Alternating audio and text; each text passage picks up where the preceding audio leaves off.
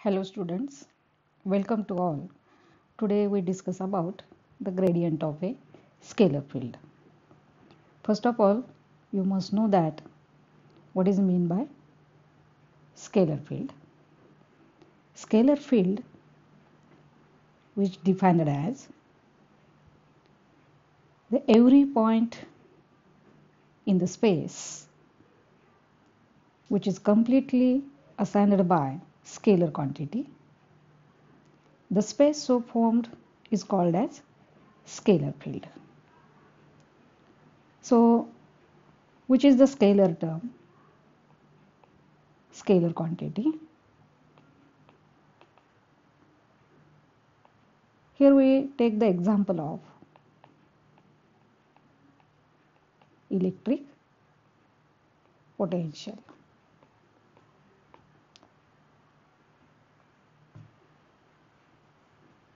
Electric potential which acts as a scalar field.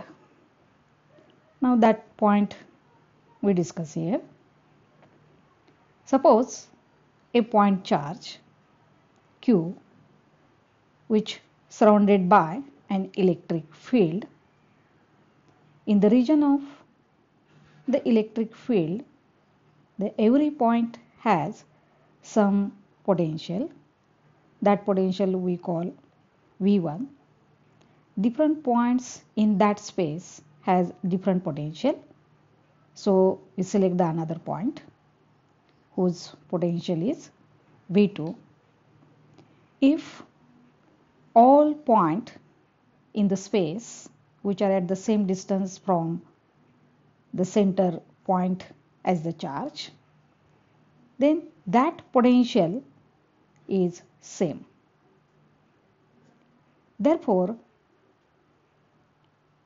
if the potential at each point on that surface is same, it called as an equipotential surface.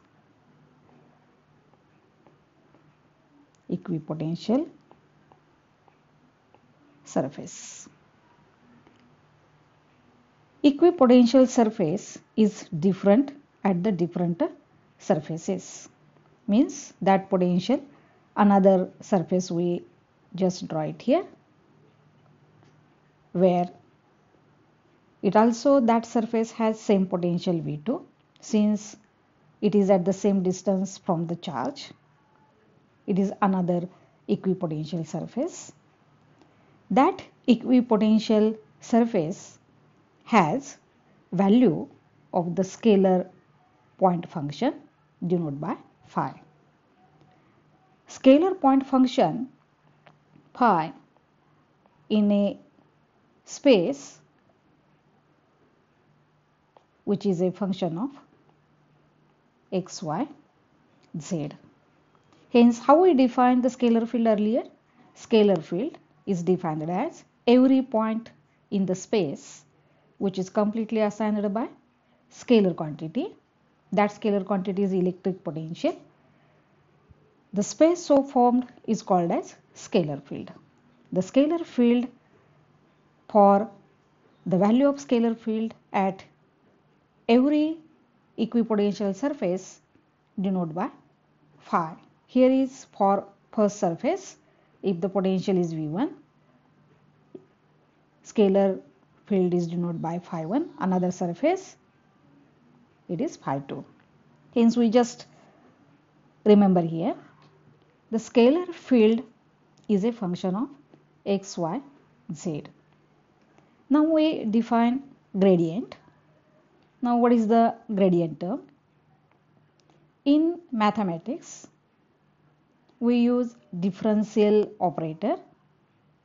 That differential operator is denoted by the symbol del. It is also acts as a vector differential operator. That operator we call here del operator, or it is also known as nabla.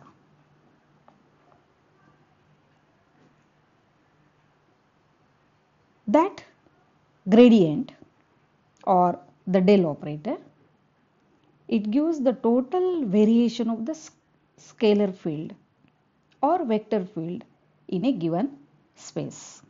So it is a simple differentiator and it is defined as del equal to unit vector I dab of dab by x plus unit vector j dab of dab by y plus unit vector k dab of dab by z, where I, j, k are the unit vectors. Its magnitude is 1 and it is denoted by the symbol, or it is read as I hat dab of dab by x plus I j hat dab of dab by y plus k hat dab of dab by z. Now the gradient of scalar field we defined if that del operator which operate on scalar point function phi, we get the result as a grad phi. That term we simplifying here. Del operator, that value is known. Once it operate on the phi, we again rewrite unit vector I dab of dab by x plus j unit vector j dab of dab by y plus unit vector k dab of dab by z into phi.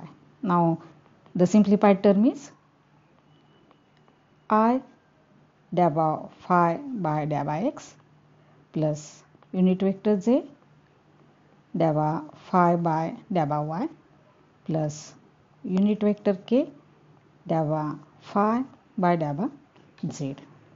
This term represent the definition of the gradient of scalar field, and here we find the gradient of scalar point function is a vector quantity. It is a vector quantity. Which term is vector quantity? Gradient of scalar function. Also, that gradient of the scalar point function is the maximum rate of change of scalar field, and that gives its physical significance. Hence, the physical significance of gradient of scalar field we explain in terms of the maximum rate of change of scalar field. That is,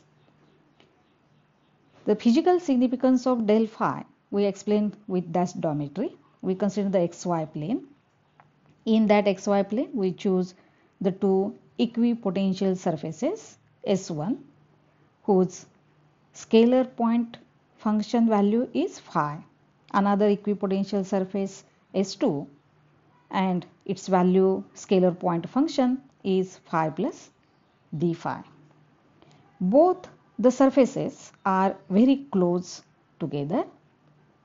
Now we mark the point on that surface which has scalar point function or scalar field phi, that point A.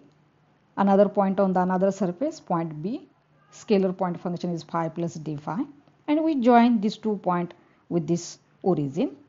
We get vector OA that equal to vector R and vector OB equal to vector R plus dr. Due to the two close surfaces, the distance between the two equipotential surfaces we write dr. Now we find here. Now how the gradient of scalar point function gives the maximum rate of change of scalar field in the normal direction. Now see here. Now we draw a normal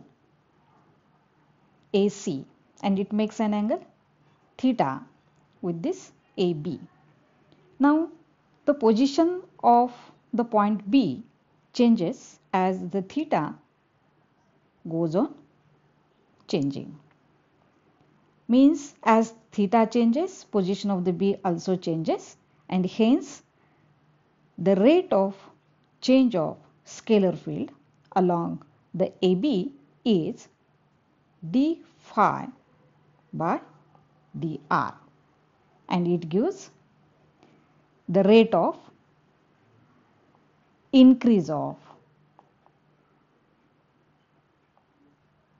scalar point function along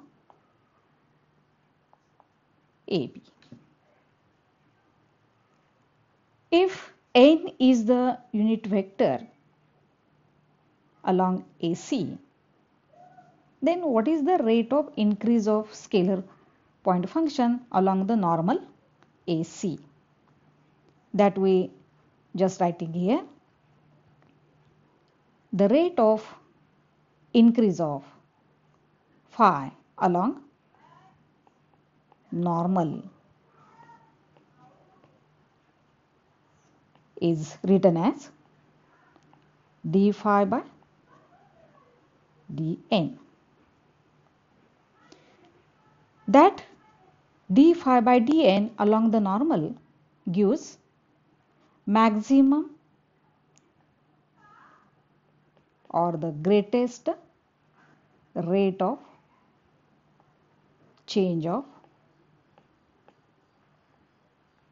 scalar point function along the normal, and therefore the gradient of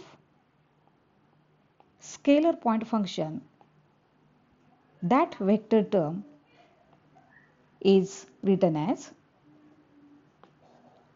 grad phi equal to d phi by dn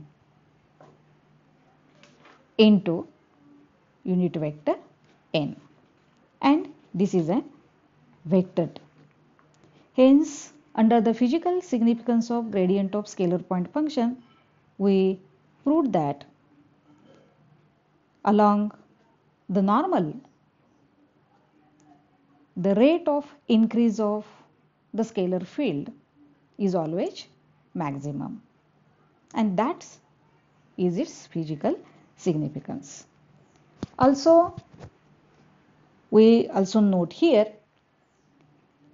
the gradient phi does not depends upon any coordinate system.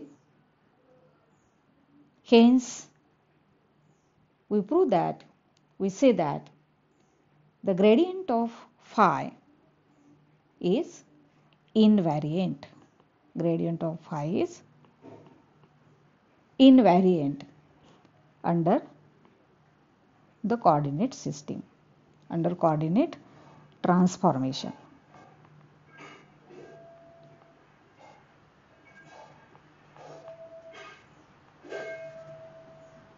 Under coordinate transformation, and that is the term we discuss here. Firstly, we find what is the definition of gradient of scalar field, that we define here. If phi is the scalar point function at any point on the equipotential surface, on that function, if the del operator is operating, then it gives the result del phi or grad phi, and it is a vector quantity. And under physical significance of del phi, we prove that along the normal,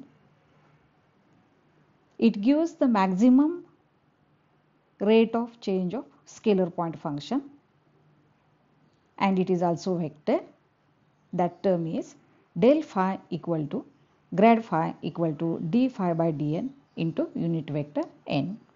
And we say here, if the gradient of scalar point function does not depends any coordinate system, it means it remains invariant under the coordinate transformation. Thank you.